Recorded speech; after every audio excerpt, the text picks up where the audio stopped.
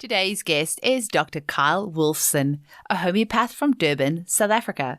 He obtained his master's degree in homeopathy from the Durban University of Technology and then spent 6 months in India completing a master's course in Advanced Homeopathy from the Other Song Academy and Clinic.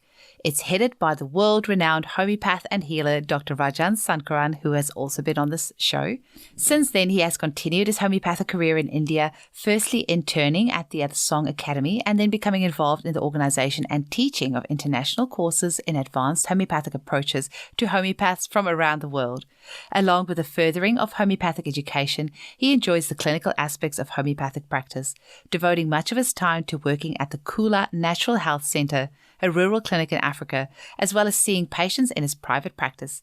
He can be contacted through wolfyk@gmail.com. And to learn more about Khula, please visit www.khula.org. That's KHULA.org. And his email is wulfiek@gmail.com. Enjoy the episode. Welcome to the Homeopathy Hangout, where we discuss all things homeopathy from around the world. And now my mum and your host, Eugenie Kruger. Hello, homies, and a very warm welcome to Homeopathy Hangouts. Today, we speak with Dr. Kyle Wulfsohn, all the way from South Africa. Welcome, Kyle. Thanks very much. En ek het probeer 'n bietjie Afrikaans praat met jou, maar jy sê jy wil nie Afrikaans praat nie, so we'll keep it to English, right? Yes, please. Thanks. Awesome. So I'm from Cape Town originally, and obviously there's a bit more Afrikaans there, but I believe where you're from, there's a bit more, it's more English speaking, right? Yes, definitely. Yeah. I can understand, but I just embarrass myself when I speak it. And regardless of what your first language is in South Africa, because there's, I think, is it 11 official languages, something like that. But hopefully you know all the good swear words, because we've got some great swear words in Afrikaans. Yes, I know those. You really do. Now, Kyle, can you tell our listeners a little bit about how you were first introduced to homeopathy? Sure. It was sort of a lot of dumb luck, maybe, I think. I can't really work out how it happened, exactly why I studied it or that. But my mother had always gone to a homeopath when I was younger. So I sort of just knew it existed. It was just always there in the back of my mind. And I still can't really work out why I studied it. And I think it was just really good luck. Because what I knew about homeopathy and then what I was thinking that it was, and then once I started studying it was something completely different. And just luckily, I really loved it. It could have gone badly, I think. That's really cool. Well, obviously you were meant to do it. Now, tell us a little bit, because the training in South Africa is actually very different to what, I studied in New Zealand, but your training is very different. And from what I understand, your first couple of years, you actually study alongside the medical students, because we've just realized before that Ruth Hull, who's been on the podcast twice now, she actually graduated a couple of years before you in South Africa. But tell us a little bit about the training in South Africa, because it is quite different to what we have over here. It is quite an interesting system. I think it's closest to sort of the Indian university system. So you end up doing actually a master's degree in homeopathy, but you start off with like the first 3 years or so, you're doing the basic medical sciences. So you're doing all your anatomy, there's chemistry, biochem, physiology, all the sort of things that someone would do when they're studying medicine. So that's sort of the first 3 years. There's a very tiny bit of homeopathy. We do a bit of philosophy just to sort of keep you going. And then a bit later on, then they start bringing in things like materia medica and sort of auxiliary therapeutic. So I would say that it's very similar to studying medicine. The only thing is the interventions or the treatment that they then bring in from the homeopathic point of view. So it's a 5-year degree, but most people do it in 6 years, because you have to do your research and write a dissertation as well before you can qualify and then practice. Amazing. And you come out as a doctor of homeopathy over there, right? Yes, that's correct. Yeah. And just something else, because I left when I was 17, which was many years ago. So these days, how are homeopaths perceived in South Africa? How easy is it to have access to homeopathic remedies there? Is any of it funded by the public healthcare systems or the private healthcare systems? Mm. So it's quite interesting. South Africa is a unique place, I think, in quite a few regards. But just in terms of the perception, I don't think there are any problems. People are quite open. The main sort of obstacle is education. Most people actually don't know what homeopathy is. Mm. They just assume it's some sort of alternative system. That they're interested to try it and to hear about it, but the education isn't quite there. And then so that can lead to some sort of problems. They're buying over-the-counter products and they think that because it's natural, Mm. it's homeopathic. So there's some issues there. So it's mostly education, but I think there's a good future for homeopathy from that point. The public health system in South Africa is not great at all Mm. in terms of normal medicine as well. Anyway, so there's no public funding for that. Mm. But you can people who have their own private sort of medical aids, they can charge homeopathy towards that.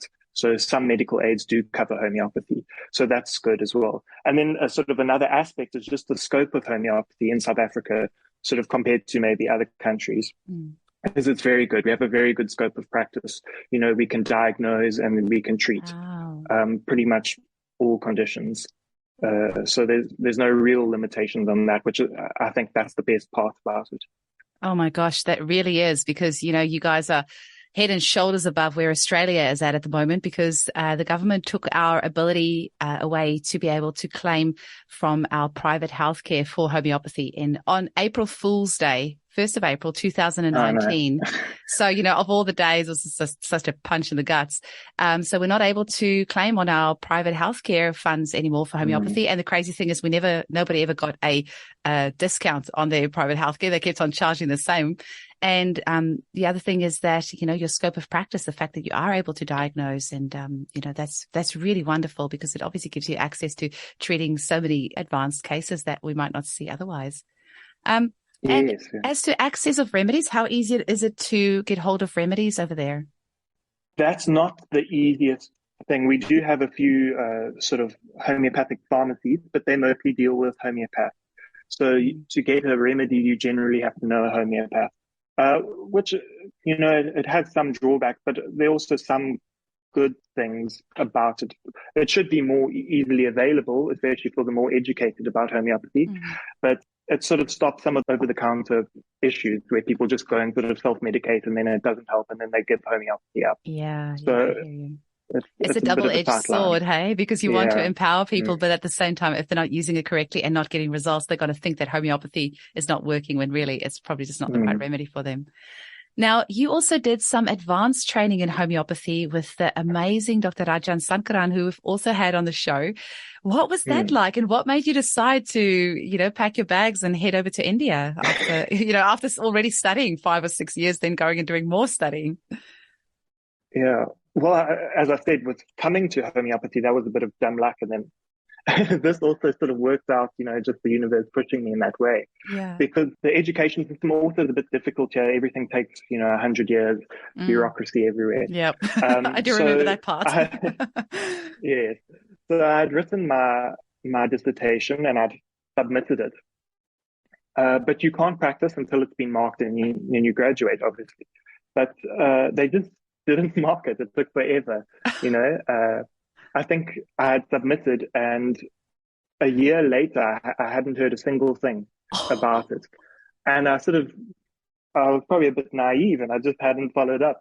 And then I said, you know, hey, what's going on? They said, oh, no, we're trying to find an examiner at that point. And I thought, oh, gosh, they haven't even found the examiner yet. So they haven't even started marking. So then at that point, I got a little bit panicked because I couldn't do anything, you know, I couldn't practice. I was just sitting around. I was reading all day. In the beginning, it was nice, but after a while, you know. So then I started to look around and say, you know, what can I do in the meantime? So I thought about different things. I thought maybe I'd go and do like Ayurveda or, you know, something just to add to what I already know. But then I thought, well, actually, I'm a homeopath. Maybe I should be a better homeopath first. And so I'd read all Dr. Sankaran's books. And in the books that they had mentioned, you know, the other Song Academy. So I had gone and I Googled it and looked it up. And I saw that they offered all these courses. So then I just emailed them and I said, hey, this is what I do. I would like to come. So then they gave me the options. And then I think a month later, I flew out to India. It was very, very sudden. It just happened very sort of spur of the moment. Yeah. And then I sort of landed in India the day before my 25th birthday. It was the first day of the monsoon. It was flooding. I landed in this place. It was just water up to your knees. And I thought, Oh my what have I gosh. What done? have I done? Yeah, but it worked out incredibly well, I think. Yeah. That's incredible. And I mean, we all just love Dr. Rajan Sankaran. I've got a pile of his books over here as well. He is just such an inspiration. So how lucky for you to have been able to, work with him. How long was that training that you did? So I did what they call the master course, Mm-hmm. which is 6 months.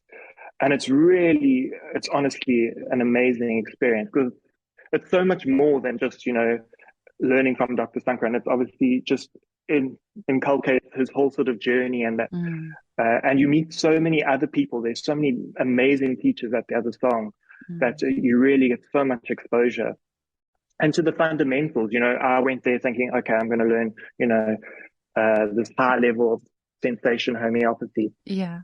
But the thing that really sort of grabbed me once I first got there was just the fundamentals. We learned about so many different things that I'd heard of and stuff, but we didn't really go so in depth at Mm, university here. mm. So that was really incredible.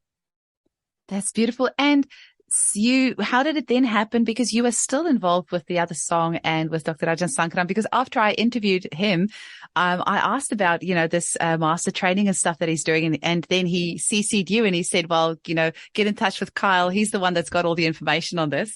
And so how did you then, stick around and become involved with the academy? And what part of all that do you handle?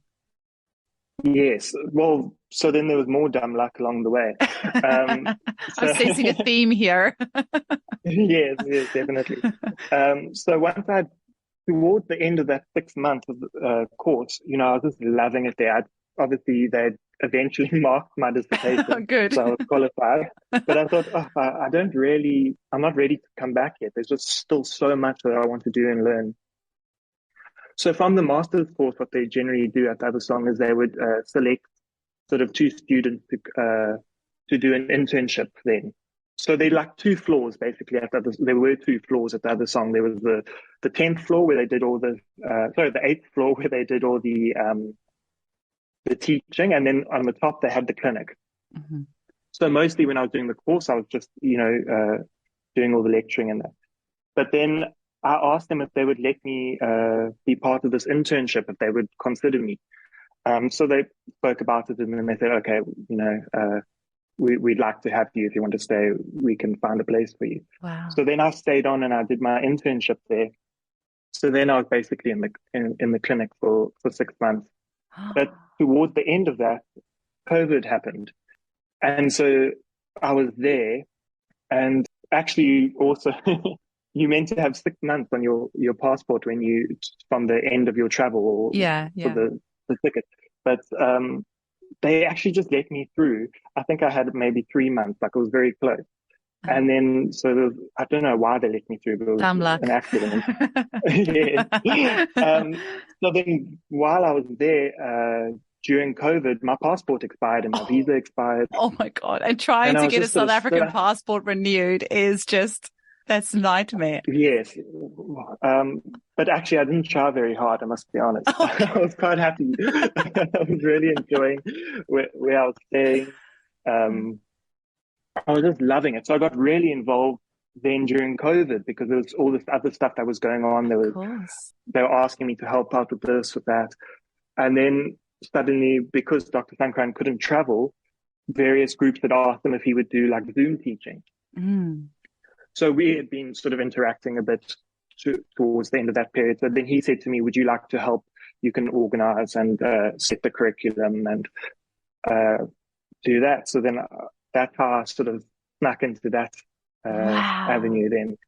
Yeah. Amazing. And What is it about this, empowering homeopaths to be better prescribers that gets you excited? Because, or maybe it doesn't, maybe you were just thrown into it, but I think you mentioned before that it is something that you are quite passionate about, is actually helping homeopaths be better homeopaths. What is it that you enjoy about it? And tell us a little bit more about your work there. I think there is a portion that's slightly selfish. I must admit that I really want to be better in education. So the more courses we do, the more I learn. Oh, of course. Because I get a front row seat. Yeah, that's how I feel about the podcast. And part of this is selfish. I get to hang out with cool people and talk about things I'm interested in. So yeah. Well, I think all life is sort of give and take. The more you give, the more you take as well. Yeah. It's quite equal. So absolutely. There's that aspect where I really enjoy organizing, because then I get to learn. Yeah. And then I also find that when they're learning more, then I learn more. So I think that the better standard of homeopathy that we have around the world can only make me better as well. And sort of just if we all bring ourselves up in some way like that. So I really enjoy that aspect. And then also getting involved in the teaching, that also makes me better, because when you have to explain something, it's much, you really learn when you have to go through it so that you're able to sort of impart something. Oh, I absolutely so that agree. aspect. If you want to learn something, teach it. Like that is actually the best way to learn something. I completely agree. And it's actually funny because I interviewed Christophe Meville from Buron this morning, and he literally said exactly the same thing, because he's worked there for 30 years and he's the head of education there. And he was like, if you want to learn something, go out and teach it. Yeah, incredible. And are you able to tell our listeners a little bit more about the program itself? Like what sort of things people will be learning in the program? So what we actually do is we do a lot of different webinars for different groups. So we have sort of different levels and different needs that people are having. But sort of one of the main aspects of these webinars that we do is live cases. So we actually take a case on Zoom. Dr. Sankaran will take the case. The patient will come on and he takes the case in front of you. Everyone's sitting there watching. Wow. And then, pressure. Afterwards we'll... Well, that's the whole education system at the other song in India. When you go there, it's all case-based learning. So it's just live cases, and then video cases when they need them. But the main aspect is the live case. So you just watch them, just take cases all day. And it's honestly the best way to learn is to see someone, put it into practice. And it's very spontaneous, anything can happen, any remedy can come up. It's more exciting as well, I think. Absolutely. So that's sort of the main sort of thing that we do. And then obviously depending on the skill level of the group, we sort of base the explanation and the analysis on that a little bit. So they're different ones. We have groups everywhere. And some people I know, all these people who communicate with me about these things, they all attend, literally every group. They'll say, oh, when's the next webinar for a different group? And they come and they attend, because there's just so much to take away from. It's really incredible. How cool. Now, it seems that eventually you did make it back to South Africa, because you're in Durban at the moment, right? So how did your journey lead you back home? Well, eventually I had to get a new passport, because I was worried then I might be sort of kicked out and never to return to India. And that's my ultimate goal, is to get back there. Yeah. So I didn't want to upset anyone. So I did get my passport, and then eventually I managed to get out. But I sort of got my foot in the door at that point, so I was okay to leave. So you're good to go then. Amazing. Yes, yeah. So then, so now I'm back in South Africa at the moment. It's another bureaucratic nightmare getting a passport here, because I got an interim one in India. It took me forever to get one here, but I've got one now. And so I've sort of just been doing a lot of this webinar work from here, luckily, because of COVID, it changed a lot of things. And so I'm able to work from here for now. But I will be heading back at the end of the year. We will be doing more cases there and that sort of thing. Oh, amazing. And is the other song located at that beautiful resorty type place that he has? I forget what it's called now. There is a center that he's got there that he does the in-person. Oh, Sampurnam Healing. Yes, No, that's so, the one. yes. So the other song is in Mumbai. So for example, in January, we're going to be doing an in-person course. So people will come out and we'll have 9 days of just live cases, the whole day, just cases. for 9 days. And then after that, we'll go on the retreat to the center. Okay. Yeah. And we'll do all the wise processes and meditation and talks and all those things. I think that's what he was mentioning in the interview. I just did research about wanting to go, but my kiddies are still 10 and 7. And my husband's actually in South Africa at the moment on holiday, and he's away for 2 weeks. And I'm thinking, I'm missing him so much. I can't imagine being away from my kids for 2 weeks. So I think I'm going to wait just a couple more years until they're a little bit older, and then I will be joining you over there in India. So right now we're going to take a quick little break, and then we're going to come back and we're going to be talking about the Khula Natural Health Center. And we're back from the break, and we are going to be chatting about the Khula Natural Health Center. It's a rural clinic there in Africa. Now, Kyle, when did the center start? How did you become involved? Tell us a little bit about it. Yes. So initially I'd sort of made contact with them because before I decided to go to India, I was sort of sitting around. And then so I'd heard about the Khula Center because they were taking sort of interns, and they were asking for volunteers to go there and help out. So I had contacted them at that point and said, hey, would it be okay for me? I'm not fully qualified, but I'm still sort of under the university clinic. Could I come and sort of see patients there? And then they said, yes, please, we'd love to have you. But then as that happened, I got my sort of India stuff together. And so then I went off and I said, look, sorry, I'm not going to do that. And then they would stay in contact with me while I was in India, like, hi, are you back here? Yeah. Then you come, I said, oh, sorry, I'm still away. And then eventually I came back to South Africa, and then I messaged them. I said, hey, I'm back here. I would really love to come out to Khula.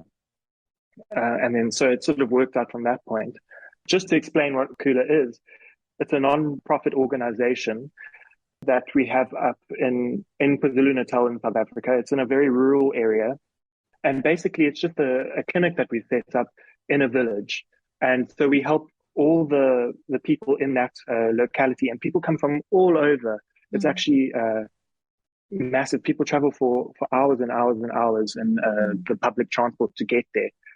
And so we're seeing all sorts of cases. And so as I said, it's not for profit. So it's mostly run through donations. And so we do charge a tiny bit, a fee to the patients, but it's not enough to cover the cost. It's more to, otherwise a lot of the patients, they don't respect the medicine if they get it for free. Oh, I agree. Yeah. You need that energy exchange.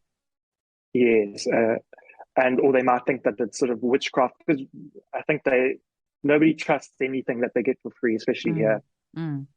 So if we make them pay it, then they take it and they respect it a bit better and that sort of thing. So it's mostly, it's all run on donations. This is really the most incredible place to be. There's such an amazing energy there. It's really wonderful to be part of. So I started off, just volunteering. And because all my stuff's online for India, I had a lot of sort of other time I could schedule myself quite well. So then I found myself just spending more and more time there, and I would work there during the day, and I get up early, I do my Indian work in the morning, or I do it in the evening. And then after a while, they said, would you like to be part of the actual team, And because I got on really well with all the doctors there, and it was just an incredible community. So now I spend a lot of time there. We generally open about 2 or 3 weeks a month. It's not full time yet because it does cost a lot to be open. There's a lot of salaries to pay for all the staff that help out there. So at the moment, it's 2 to 3 weeks a month that we open, and we're seeing patients. Amazing. And is it just homeopathic practitioners or other practitioners as well? It's just homeopathy at the moment, yeah. Incredible. Yeah. And what sort of cases do you see there? So the public health system is really, really not great. And these people don't have transport. They can't get to hospitals. If they get to the hospital, they're told to wait. They literally sleep outside the hospital on benches for like days. There's stories of sort of patients helping other patients to like splint broken arms and these sorts of things, because they just don't get any healthcare in the rural areas. There's a clinic, but it's really it's not great at all. So the sorts of, we see literally everything, and it's quite a shock as well. The foundation is sort of Swiss backed, so there are a lot of people from Switzerland. So we also get students, doctors who come out from Switzerland, who come and they come and see patients now. Oh, wow. And I think they get the biggest shock. Yeah, I can imagine. You're not going to see that in Switzerland. All right. Yeah, so we get like patients with, their blood pressure is just shocking. You see like 200 over 120 and things like this. Swiss people nearly die. Because if it's over 150, it's like a medical emergency. Yeah. So here it's shocking. We have like the blood sugars over 20, sometimes. Wow. The first time I saw strong one in over 20, Africa. Yeah. And the patients are sitting there smiling. They're so happy to be seen and that someone's listening to them. And, Wow. and you wondering how they haven't sort of collapsed yet. It's really incredible. So we see a lot of very, very severe cases like that. We also get the sort of standard sort of back pain, knee pain, all these things. It's a tough life. They really have it difficult out there. So we see the whole spectrum of cases. Wow. And I mean, most people in South Africa speak English, hey? So do you ever need a translator, or do most of them speak English? Oh, they hardly speak any English. Oh, it's really? very rural. Okay. Yeah. Yeah. So they speak Zulu. Mm-hmm. We also get some people from sort of like because it's quite close to the Mozambican border. So they also some people from there. They speak a bit of Zulu and Portuguese and sort of get through it. So so it's a big community-based project as well. It's all about empowering the community. So it works out quite well, because then we have people from the community who come and we employ them as translators. Oh, wow. We have nurses, there are people working. So it's a really nice project as well. So we have the translators, we've trained them, and they help us out a lot. Yeah. Oh, that's incredible. I was just recently chatting with Rebecca Stirrup, who's one of the volunteers for Homeopathy for Health in Africa. And she was saying, like they've obviously got their translators, but you do kind of use a little bit of, it's like a charades, a few little, hand gestures and things like that. Yeah, very interesting. I obviously coming from Cape Town, we spoke Xhosa down there. So I still remember Uvula Ncwadi, that means open your book. That's all I remember. And Usapila Njani, that means how are you going? And Inja, that's dog. Yes. And Vula and Vala is open and close. That's all I remember. Yeah. But I think, so you guys learned Zulu at school, hey? Yes, we did do it, but not really to deal with the situation. Yeah. And it's also sort of like a very sort of pure Zulu as well. It's very rural areas. They don't have any sort of English mixing in as well sometimes. Yeah. And I think my husband's from a different part of South Africa. Again, he's more Freiburg. And so he learned Sotho, I think. So, just beautiful languages. It's so lovely to listen to. It's gorgeous. I do miss that. Well, it's really incredible, because in the mornings as well, every morning they come and they sing and they pray before it starts. And it's the most incredible thing to hear them singing in the morning before it starts, the clinic. That's my favorite time of the day.